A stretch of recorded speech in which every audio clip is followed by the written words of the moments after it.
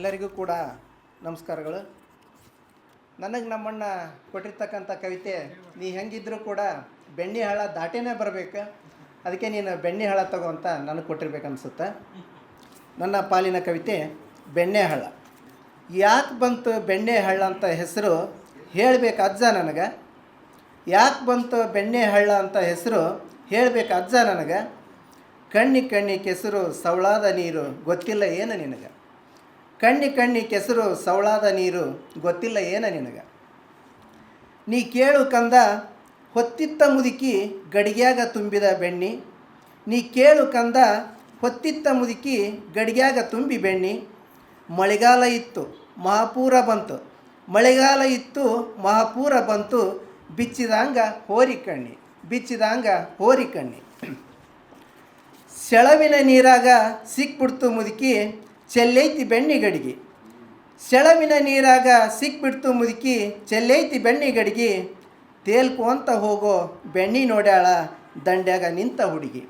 ತೇಲ್ಕು ಅಂತ ಹೋಗೋ ಬೆಣ್ಣಿ ನೋಡ್ಯಾಳ ದಂಡ್ಯಾಗ ನಿಂತ ಹುಡುಗಿ. ಬೆಣ್ಣಿ ಅಂತ ಕೂಗ್ಯಾಳ ಹುಡುಗಿ, ಜನರು ಕೂಡ್ಯಾರೆಲ್ಲರು.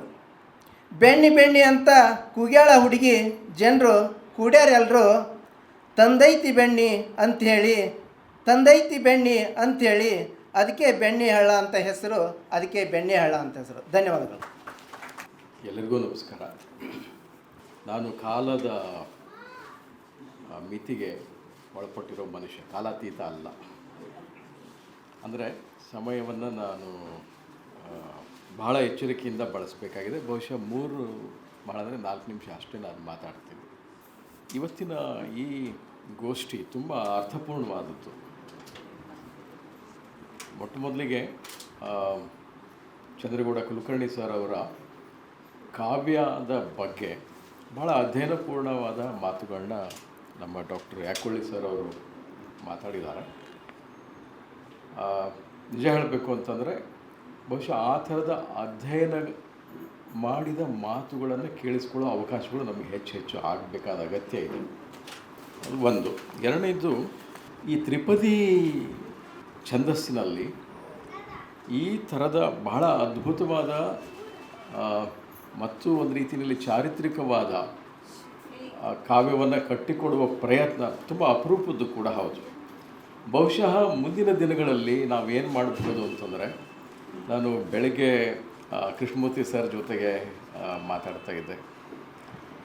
ಒಂದು ಏಕತಾರಿ ಪದ ಇದು ಏಕತಾರಿ ತಗೊಳ್ಬೇಕು, ನಾವು ಸುತ್ತಲೂ ಹೀಗೆ ಕೂತ್ಕೋಬೇಕು, ಈ ಥರದ ತ್ರಿಪದಿಗಳನ್ನು ನಾವು ಹಾಡ್ತಾ ಅನ್ನೋದೊಂದು ಪದ ಇದೆ, ತ್ರಿಪದಿ ಅನ್ಕೊತ ಹೋಗಬೇಕು ಅಂತ. ಬಹುಶಃ ಈ ಒಂದು ಸಾಂಸ್ಕೃತಿಕವಾದ ಪ್ರಯತ್ನಗಳು ನಮ್ಮನ್ನು ಇನ್ನೂ ಹೆಚ್ಚು ಗಟ್ಟಿಗೊಳಿಸ್ತವೆ. ಬಹುಶಃ ಆ ಪ್ರಯತ್ನಗಳು ಆಗಲಿ ಅನ್ನೋ ಒಂದು ಆಶಯ ನಾವು ಇಟ್ಕೊಳ್ಬೇಕು ಅಂತ ನನಗೆ ಅನ್ನಿಸ್ತಾ ಇದೆ. ಇನ್ನು ಮೂರನೆಯ ವಿಚಾರ, ಆನಂತರ ಕವನ ವಾಚನ ಮಾಡಿದ ನಮ್ಮ ಎಲ್ಲ ಸ್ನೇಹಿತರು ಬಹಳ ಸಮರ್ಥವಾಗಿ ಕವನ ವಾಚನ ಮಾಡಿದ್ದಾರೆ. ಈ ಸಂದರ್ಭದಲ್ಲಿ ಒಂದು ವಿಚಾರವನ್ನು ಮಾತ್ರ ಪ್ರಸ್ತಾಪ ಮಾಡಿ ನನ್ನ ಮಾತನ್ನು ಮುಗಿಸ್ತೀನಿ. ಈ ನಮ್ಮ ಶಾಲೆಗಳಲ್ಲಿ ಭಾಷೆಯ, ಅದರಲ್ಲೂ ಕನ್ನಡ ಭಾಷೆಯ ಪಾಠ ಮಾಡುವಾಗ ಕಷ್ಟವನ್ನು ಎದುರಿಸುವ ಒಂದು ಭಾಗ ಅಂದರೆ ಪದ್ಯ ಭಾಗ. ತಮಗೆಲ್ಲ ಗೊತ್ತಿರುತ್ತೆ. ಗದ್ಯ ಭಾಗವನ್ನು ನಾವು ಹೇಗೋ ಪಾಠ ಮಾಡಿಬಿಡ್ತೀವಿ, ಪದ್ಯ ಭಾಗ ಬಂದಾಗ ಏನು ಮಾಡಬೇಕು ಅಂತ. ಆವಾಗ ಯಾಕೆ ಆ ಪ್ರಶ್ನೆ, ಯಾಕೆ ಆ ಸಮಸ್ಯೆ ಅಂತ ನಾನು ನಮ್ಮ ಶಿಕ್ಷಕರ ಜೊತೆಗೆ ಅನೇಕ ಸಂವಾದದಲ್ಲಿ ನಾನು ಪ್ರಶ್ನೆ ಮಾಡಿದಾಗ ಅಲ್ಲಿ ಗೊತ್ತಾದದ್ದು ಏನಂದರೆ, ನಮಗೆ ಹಾಡಲಿಕ್ಕೆ ಬರೋದಿಲ್ಲ ಅಂತ. ಅಂದರೆ ಏನಾಗಿದೆ, ಒಂದು ಗ್ರಹಿಕೆ, ಪದ್ಯಗಳನ್ನು ಹಾಡಬೇಕು ಅಂತ, ಹಾಡಿನೇ ಒಂದು ಪಾಠ ಮಾಡಬೇಕನ್ನೋ ಒಂದು ಗ್ರಹಿಕೆ ಇದೆ. ಅಲ್ಲಿ ಒಂದು ಸಣ್ಣ ವಿಚಾರವನ್ನು ನಾವು ಇಲ್ಲಿ ಅರ್ಥ ಮಾಡಿಕೊಳ್ಬೇಕು. ನಿಜ, ಪದ್ಯಗಳನ್ನು ಹಾಡುವ ಸಾಧ್ಯತೆ ಇದೆ ಮತ್ತು ಹಾಡಿದಾಗ ಸಾಧ್ಯತೆಗಳು ತೆರ್ಕೊಳ್ತವೆ, ಇಲ್ಲ ಅಂತಲ್ಲ. ಆದರೆ ವಾಚನಕ್ಕೂ ಅಷ್ಟೇ ಬೆಲೆ ಇದೆ ಅಂತ. ನಿಂಗು ಸೊಲ್ಗಿ ಸರ್ ಒಂದು ಕಡೆಗೆ ಅದನ್ನು ಬರಿತಾರೆ ಕೂಡ. ಕವಿತೆಗಳನ್ನು ಹಾಡುವುದು ಎಷ್ಟು ಮುಖ್ಯನೋ ವಾಚನ ಮಾಡುವುದು ಕೂಡ ಅಷ್ಟೇ ಮುಖ್ಯ. ಹಾಡುವ ಕಲೆ ಹೇಗೆ ಮುಖ್ಯನೋ ವಾಚನ ಕಲೆಯೂ ಕೂಡ ಅಷ್ಟೇ ಮುಖ್ಯ. ಇವತ್ತು ಈ ಮಾತಿಗೆ ಸಾಕ್ಷಿ ನಮಗಿಲ್ಲಿ ಸಿಕ್ತು. ಮೊದಲಿನ ಸ್ನೇಹಿತರು ಬಹಳ ಚೆನ್ನಾಗಿ ಹಾಡಿದರೂ ಕೂಡ, ಅಂದರೆ ಹಾಡಬಾರ್ದು ಅನ್ನೋದು ನಿಲುವಲ್ಲ, ಅದು ಹಾಡಬೇಕು. ಆದರೆ ಹಾಡಿನ ಸಾಧ್ಯತೆಗಳು ಅರ್ಥದ ದೃಷ್ಟಿಯಿಂದ ಬೇರೆ ಬೇರೆ ದಿಕ್ಕಿನಲ್ಲಿ ಹೋಗ್ತವೆ, ಬೇರೆ ಬೇರೆ ಮಟ್ಟಕ್ಕೆ ಹೋಗ್ತವೆ. ವಾಚನ ನಿಜಕ್ಕೂ ಅದು ಸರಿಯಾದ ರೀತಿಯ ವಾಚನ ಆಗಿದ್ದರೆ ನಮ್ಮ ಹೃದಯವನ್ನು ತಟ್ತದೆ. ನಾನೆಲ್ಲ ಇಲ್ಲಿ ಕೂತ್ಕೊಂಡು ತಮ್ಮೆಲ್ಲರನ್ನೂ ಗಮನಿಸ್ತಾ ಇದ್ದೆ. ವಾಚನ ಮಾಡುವಾಗ ಕೂಡ ಅಲ್ಲಿರುವ ಲಯಕ್ಕೆ ಬದ್ಧವಾಗಿದ್ಕೊಂಡು ಎಲ್ಲ ವಾಚಕರು ವಾಚನ ಮಾಡಿದರು. ಅನೇಕ ಜನ ವಾಚನಕ್ಕೇ ಈ ತಾಳ ಹಾಕಿದಾಗೆ ಮಾಡ್ತಾಯಿದ್ರು. ಅಂದರೆ ಅದು ಸರಿಯಾದ ವಾಚನ ಅಂತ. ಸೊ ಅಂದರೆ ಈ ಸರಿಯಾದ ವಾಚನವನ್ನು ಸಾಧ್ಯ ಮಾಡಿಕೊಡುವ ಶಕ್ತಿ ಶ್ರೀ ಚಂದ್ರೇಗೌಡ ಅವರ ಸಾಹಿತ್ಯದಲ್ಲಿ ಇದೆ ಅಂತ ನಾನು ಹೇಳಬೇಕಾಗಿದೆ. ಕೊನೆಗೆ ಒಂದು ಮಾತು ಹೇಳಿ ಮುಗಿಸ್ತೀನಿ. ನಾನು ರಾಜಕಾರಣಿ ಅಲ್ಲ, ಆದರೆ ಆ ಮಾತು ಹೇಳಿ ಮುಗಿಸ್ತಾ ಇದ್ದೀನಿ. ಏನು ಅಂತಂದರೆ, ಯಾವ ನಾಡಿಗೆ ಆರ್ಥಿಕವಾದ ಮತ್ತು ರಾಜಕೀಯವಾದ ಸಾಂಸ್ಕೃತಿಕವಾದ ಬಡತನ ಬರುತ್ತೆ ಅಂತಂದರೆ, ಎಲ್ಲಿ ಕಾವ್ಯ ಅದರಲ್ಲೂ ಒಟ್ಟಾರೆ ಸಾಹಿತ್ಯ ಸತ್ತೋಗ್ಬಿಡುತ್ತೆ, ಆಗ ಮಾತ್ರ ಆ ನಾಡಿನ ದುರ್ದಶೆ ಶುರುವಾಗ್ತದೆ. ಯಾವ ನಾಡಿನಲ್ಲಿ ಸಾಹಿತ್ಯ, ಅದು ಕಾವ್ಯ ಎಲ್ಲದೂ ಬಂತು, ಸಾಹಿತ್ಯ ಬೇರೆ ಬೇರೆ ರೀತಿಯಲ್ಲಿ ಜನಗಳ ಮಧ್ಯೆ ಉಳ್ಕೊಳ್ಳುತ್ತೆ, ಆ ಸಮಾಜಕ್ಕೆ ಸಾವಿಲ್ಲ. ನಮಗೀಗ ಕನ್ನಡದ ದೃಷ್ಟಿಯಿಂದ, ಕನ್ನಡ ಮಾಧ್ಯಮ ದೃಷ್ಟಿಯಿಂದ ಸ್ವಲ್ಪ ಮಟ್ಟಿಗೆ ಹಿಂಜರಿಕೆ ಇದೆ.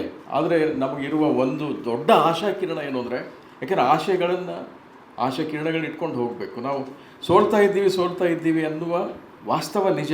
ಬಟ್ ಅದೇ ಹೊತ್ತಿಗೆ ಅದು ನೈತಿಕಾತ್ಮಕ ದೃಷ್ಟಿ ಅನ್ನೋದನ್ನು ನಾವು ಅರ್ಥ ಮಾಡಿಕೊಂಡ್ರೆ ಅಲ್ಲಿಂದ ನಮ್ಮ ಶಕ್ತಿ ಬರಲ್ಲ. ನಾವು ಸೋಲ್ತಾ ಇದ್ದೀವಿ ಅಂದರೆ ಸೋಲ್ತಾ ಹೋಗ್ತೀವಿ. ನಮ್ಮ ಶಕ್ತಿಯಲ್ಲಿದೆ ಅಂತ ನಾವು ಗುರುತಿಸ್ಕೊಂಡು ಎಲ್ಲ ರೀತಿಯ ಪ್ರಯತ್ನಗಳನ್ನ ಮಾಡೋದು, ಸರಿಯಾದ ರೀತಿಯಲ್ಲಿ ಕಾವ್ಯ ವಾಚನ ಮಾಡುವಂತಹದ್ದು ಕೂಡ ದೊಡ್ಡ ಹೋರಾಟದ ಒಂದು ಅಂಗನೇ ಅಂತ, ಹೋರಾಟದ ಒಂದು ನಿಯಮ ಅಂತ ನಾನು ತಿಳ್ಕೊಂಡಿದ್ದೀನಿ.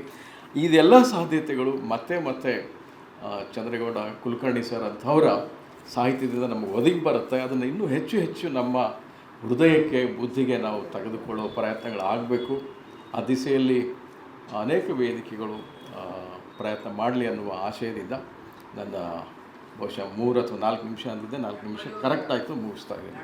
ಅಧ್ಯಯನ ಪೂರ್ಣವಾದ ಗೋಷ್ಠಿಗಳು ನಮ್ಗೆ ಇನ್ನೂ ಹೆಚ್ಚು ಬರಬೇಕು ಅನ್ನೋ ದೃಷ್ಟಿಯಿಂದ ಮೊದಲಿಗೆ ಹೇಳಿಬಿಟ್ಟಿದ್ದೀನಿ. ಇನ್ನೊಮ್ಮೆ ಹೇಳೋಂಗೆ ಮಾಡಿದ್ದಕ್ಕೆ ನಿಮ್ಗೆ ಥ್ಯಾಂಕ್ಸ್.